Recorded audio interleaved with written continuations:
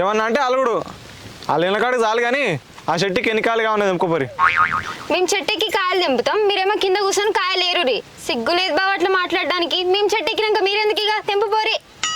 చెట్టు కూడా అవసరమా ఇప్పుడు? కింది ఉన్నాయి కదా అవి తెంపుకొని పోం పరా. మళ్ళీ శనుడు వచ్చిన అనుకో పెద్ద పరిశాన్ రా. కరెక్టే మామ నువ్వు చెప్పింది కూడా. చెట్టోడు వస్తే వందను పెద్ద రబరబనే ఈ కింది తెంపురి పోదాం.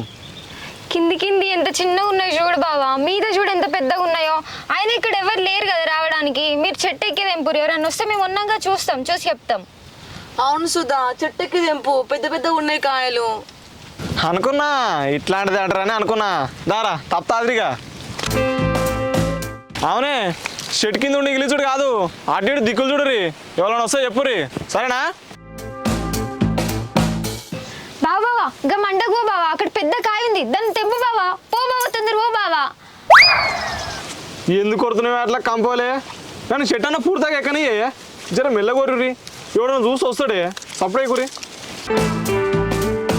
సుధా సుధా అక్కడ పండుని తెంపు. సుధా అదే అదే. నీ అవ ఏం వరుతున్నావే కరెక్కుకోలే. అది పండాయే, అది ఎండకు ఒకపోయిందా నీ లెక్కనే.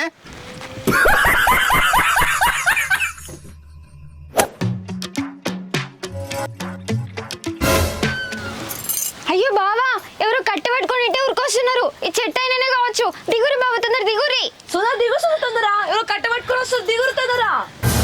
ఏ నుంచి వస్తుండే? ఇగో ఇక్కడ నుంచి వస్తుండు బావా, తొందర దిగురి మీరు. అరే సార్ ఎంత దిగురా, చేనుడు వస్తున్నాడు దిగురా.